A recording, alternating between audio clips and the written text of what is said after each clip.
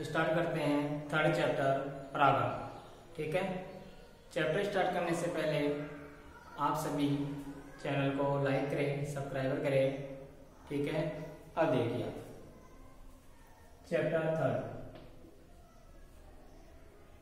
ठीक है, परागण। तो परागण जो है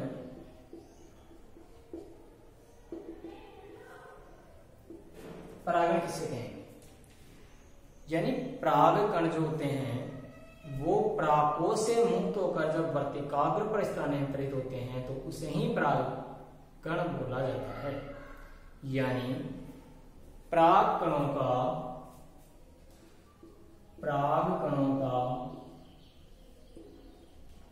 परागकों से मुक्त होकर वर्तिकाग्र पर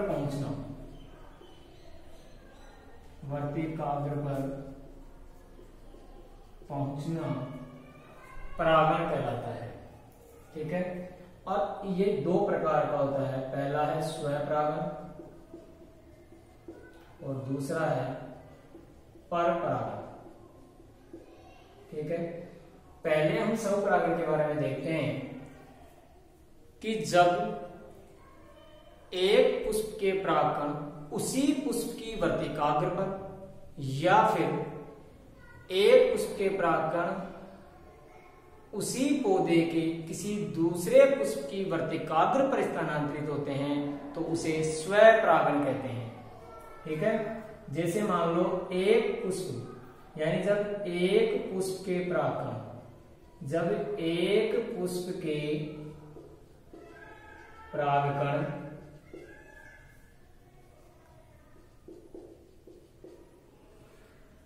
उसी पुष्प की वर्तिकाग्र पर, उसी पुष्प की वर्तिकाग्र पर या उसी पौधे के दूसरे पुष्प की वर्तिकाग्र पर स्थानांतरित होते हैं।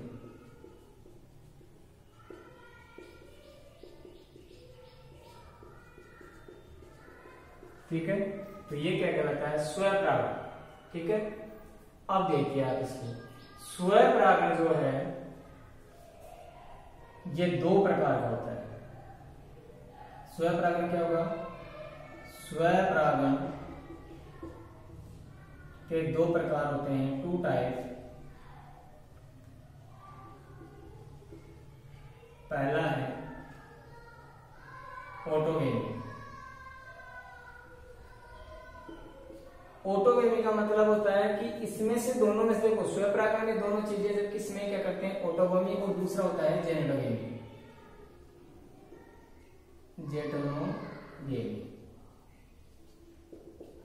जब एक पुष्प के परागकण उसी पुष्प की वर्तिकाग्र पर, जब एक पुष्प के परागकण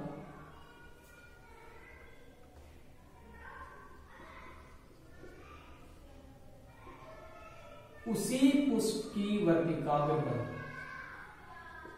उसी पुष्प की वर्तिकाग्र पर स्थानांतरित होते हैं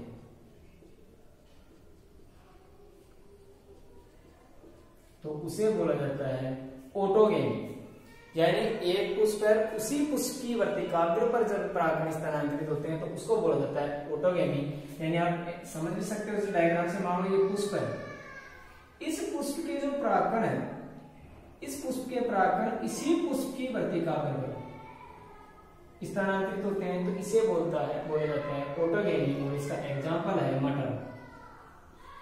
ठीक है, दूसरा देखिए आप जेनेटोगेमी। इसमें क्या होता है, जब एक पुष्प के परागकण उसी पौधे के किसी दूसरे पुष्प की वर्तिकाग्र पर स्थानांतरित होते हैं। जब एक पुष्प के परागकण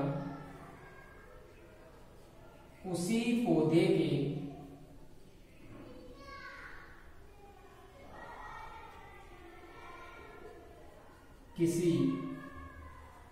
दूसरे पुष्प की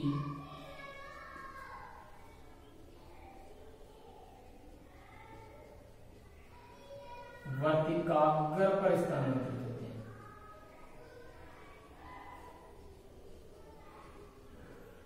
एग्जाम्पल इसका है मक्का और ककड़ी। मक्का और ककड़ी ऐसे देख सकते हो आप, जैसे कि एक पादप है, इसका एक पुष्प ये हो गया, एक पुष्प ये हो गया। इसके जो परागकण है वो इस पादप के दूसरे पुष्प की वर्तिकाग्र पर स्थानांतरित होते हैं, तो इसे बोला जाता है जेटोनोगेन। ठीक है, इसके आगे देखिए आप स्वपरागण की युक्तियां या अनुकूलन। स्वपरागण की युक्तियां व अनुकूलन 3 होती है, जिनमें पहला है उभयलिंगिता। स्वपरागण की युक्तियां या अनुकूलन। पहला क्वेश्चन इसमें उभयलिंगिता। उभयलिंगिता का मतलब हो गया इसमें नर और मादा, जब पुष्प में नर व मादा जन्नांग दोनों उपस्थित होते हैं तो उसे बोला जाता है उभयलिंगिता। यानी जब पुष्प में क्या हो, नर भी हो और मादा भी हो। ठीक है, तो इसे बोला जाता है उभयलिंगिता। इसका एग्जांपल है मटर। ठीक है, दूसरा देखिए आप, दूसरा आएगा किसमें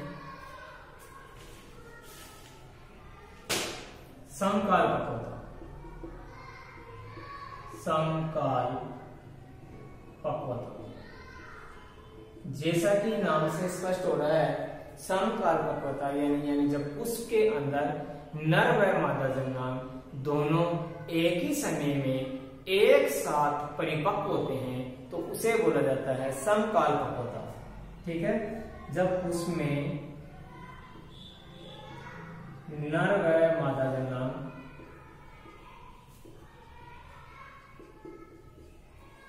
एक ही समय में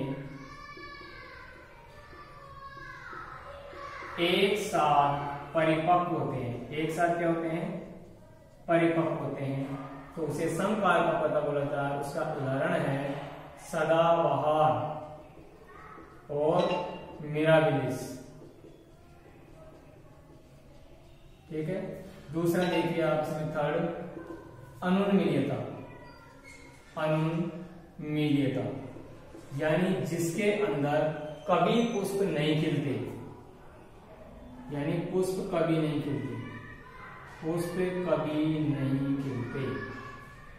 और इसके एग्जांपल है वायोला और कनकोआ। वायोला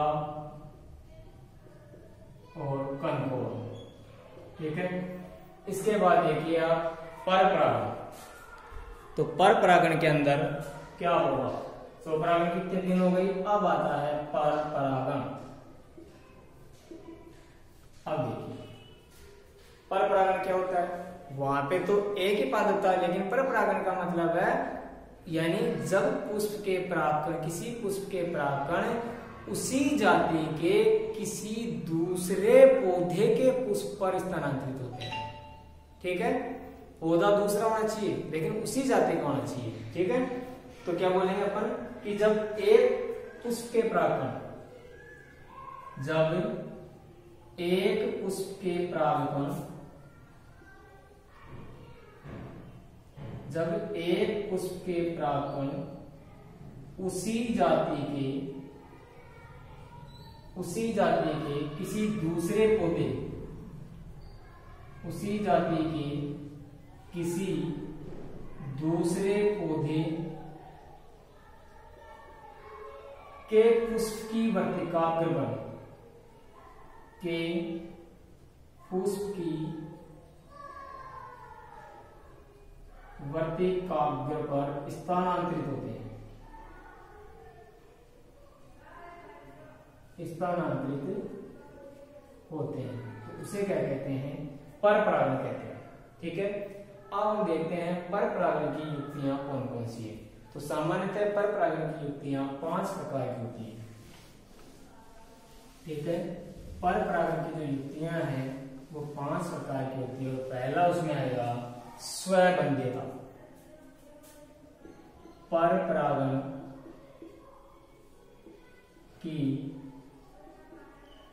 युक्तियां, ठीक है, इसमें पहला आएगा आपके पास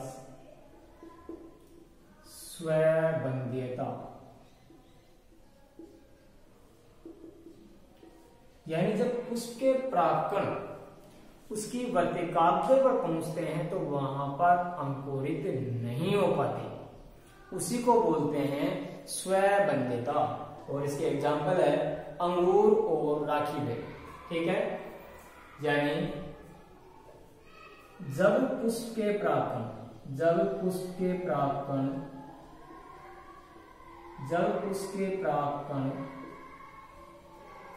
उस पुष्प की वर्तिकाग्र पर स्थानांतरित नहीं होती या पुष्प की वर्तिकाग्र पर अंकुरित नहीं होती,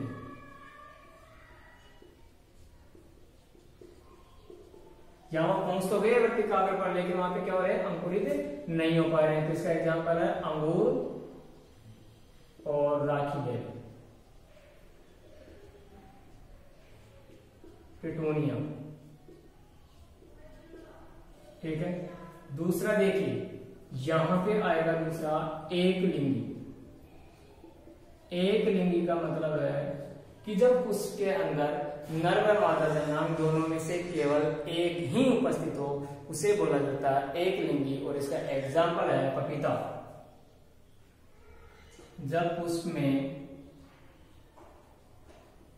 नर व मादा जन्मांग दोनों में से केवल एक ही उपस्थित हो,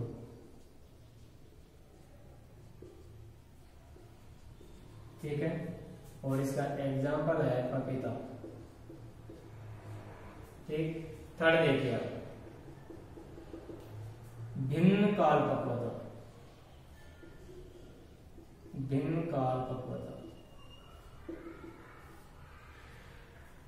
काल पक्वता का मतलब हो गया कि जब पुष्प में नर और मादा जन्मांग दोनों अलग अलग समय में परिपक्व होते हैं तो उसे बोलते हैं भिन्न काल पक्वता। यानी कि उसे कहते हैं अलग अलग समय में क्या होते हैं, ये परिपक्व होते हैं।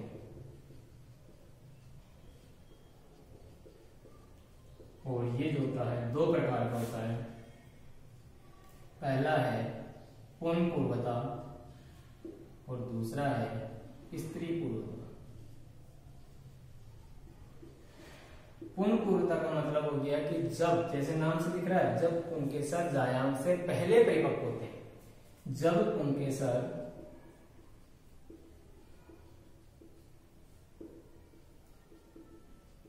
जायांग से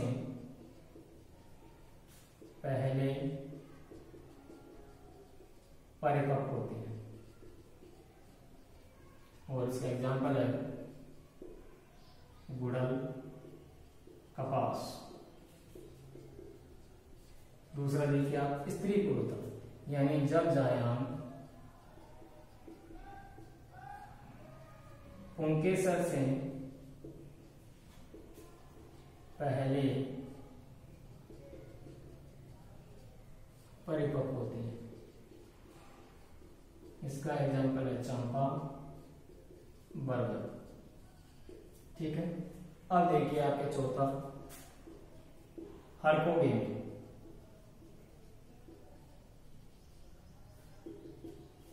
हरकोगेमी का मतलब होता है कि जब पुष्प के अंदर कोई संरचनात्मक व्यवधान उत्पन्न हो जाए, यानी उसकी सब जो पुष्प की संरचना है उसके अंदर कुछ व्यवधान उत्पन्न हो जाए, है ना, तो उसको बोला जाता है हरकोगेमी।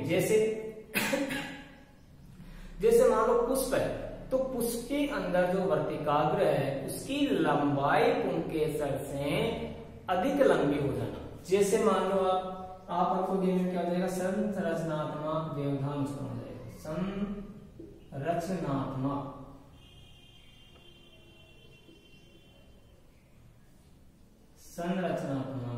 व्यवधान उत्पन्न, जैसे वर्तिकाग्र का पुंकेसर से लंबा होना। जैसे मान लो एग्जाम्पल के तौर पर अगर देखें तो यहां जैसे मान लो आप, ये आपके जायांग, ये आपके वर्तिकाग्र।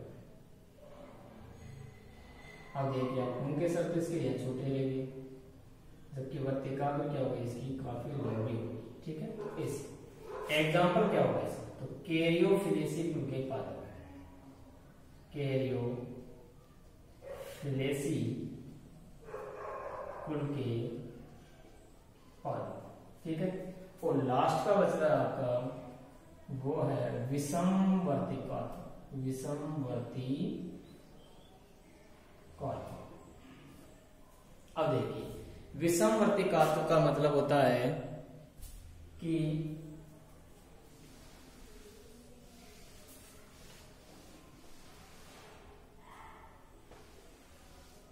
देखिए पांचवा है आपके विषमवर्तिकात्व, विषमवर्तिकात्व।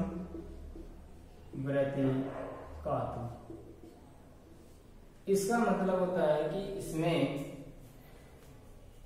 कुछ जो पादप पुष्प होते हैं उनमें वर्तिका लंबी तथा पुंकेसर छोटे होते हैं, जबकि कुछ पादपों के अंदर पुंकेसर लंबे तथा वर्तिका छोटी होती है। ठीक है, कुछ में तो क्या होगा, पुंकेसर बड़ा लंबा हो जाएगा, कुछ में क्या होगा, वर्तिका लंबी हो जाएगी, है ना। तो इसको बोलते हैं विषमवर्तिकात्व। तो क्या लिखेंगे कि कुछ पादपों के पुष्पों में, कुछ पादपों के पुष्पों में वर्तिका छोटी, जबकि पुंकेसर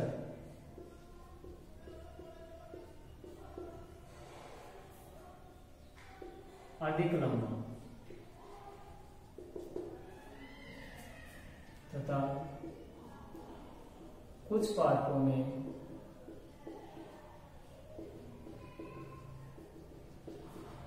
पादपों के पुष्पों में पुंकेसर छोटा, जबकि वर्तिका अधिक लंबी होती है। और इसका एग्जाम्पल है पिरुंगा। ठीक है, यहाँ तक तो आपके यहाँ पे स्टार्टिंग के अंदर जो है अपने पढ़ा था परागण, यानी परागकण, यानी परागकणों का परागकोश से मुक्त होकर वर्तिकाग्र पर स्थानांतरण होने क्या कहलाता था, परागण कहलाता था। फिर आता है परागण, दो प्रकार के थे, स्वपरागण और परपरागण। स्वपरागण का मतलब था कि जब एक पुष्प के परागकण उसी पुष्प की वर्तिकाग्र पर या उस पुष्प के परागकण उसी पौधे के किसी दूसरे पुष्प की वर्तिकाग्र पर स्थानांतरित होते हैं तो उसे स्वपरागण कहा जाता था। ठीक है, फिर इसकी युक्तियां आई थी। युक्तियां कितनी थी, 3 थी। कौन कौन सी, उभयलिंगिता जिसमें नर और मादा दोनों क्या होते हैं, उपस्थित होते हैं। दूसरा आता आपके पास में उभयलिंगिता के बाद में आता इसमें समकालपक्वता, यानी जिसमें नर व मादा जनांग दोनों एक समय में एक साथ परिपक्व होते हैं। और उसके बाद नेक्स्ट था समकालपक्वता के बाद में अनुन्मीलियता। अनुन्मीलियता का मतलब था कि जिसमें क्या होता है, जिसमें पुष्प कभी खिलते ही नहीं है ना। और उसका एग्जाम्पल थे कनकोआ और वायोला। इसके बाद आता है परपरागण। परपरागण का मतलब होता है कि जब एक पुष्प के परागकण उसी जाति के किसी दूसरे पौधे के पुष्प की वर्तिकाग्र पर स्थानांतरित होते हैं तो उसे परपरागण बोला जाता है। अब इसकी भी युक्तियां कितनी थी, 5 थी। पहला कौन सा था, स्वबंध्यता, यानी जब प्राक्कण अंकुरित होने के लिए कहा जाते हैं वर्तिकाग्र पर जाते हैं, लेकिन वहां पे किसी कारणवश अंकुरित नहीं होते हैं, तो उसे बोला जाता है स्वबंध्यता। और उसके एग्जाम्पल थे कौन कौन से, अंगूर, राखी बेल और पिटूनिया। इसके बाद सेकंड आता है आपके पास में एक लिंगी, और एक लिंगी का मतलब जब उसमें नर या मादा जनांग में से केवल एक ही उपस्थित होता है तो उसे कहा जाता था एक लिंगी, और उसका एग्जाम्पल था पपीता। फिर लास्ट में थर्ड में आता है आपके पास में भिन्न काल का होता है, यानी जब उसमें नर व मादा जनांग अलग अलग समय में परिपक्व होते हैं, और उसके अंदर पहला पुंकेसर होता है, यानी नाम से स्पष्ट हो रहा है कि जैसे जिसमें पुंकेसर जायांग से पहले परिपक्व होता है, और इसमें कौन कौन आते हैं, कपास और गुड़हल, ठीक है। उसके बाद आता है आपके पास में स्त्री पूर्वता। स्त्री पूर्वता के अंदर जब जायांग पुंकेसर से पहले परिपक्व होता है, और इसके अंदर एग्जाम्पल आएगा चंपा और बरगद। नेक्स्ट है हर्कोगेमी, यानी जिसमें संरचनात्मक व्यवधान उत्पन्न हो जाए, अर्थात जब पुंकेसर से जब वर्तिकाग्र होती है पुंकेसर से अत्यधिक लंबी हो जाए तो उसे बोला जाता है हर्कोगेमी, और उसका एग्जाम्पल है टेरियोफिलेसी कुल के पादप। और लास्ट में आता है आपके पास में विषम वर्तिकाग्र, यानी जिसमें पुंकेसर वर्तिकाग्र से लंबा कुछ पादपों के अंदर, तो जबकि कुछ पादपों के अंदर पुंकेसर जो है वर्तिकाग्र से छोटा पाया जाता है, अर्थात एक में पुंकेसर लंबा तो दूसरे में पुंकेसर कुछ पादपों में छोटा, ठीक है। और इसका एग्जाम्पल है पिरमुला, ठीक है। यहाँ तक टॉपिक जो है आपका कंप्लीट हुआ। नेक्स्ट क्लास करने के लिए थैंक यू।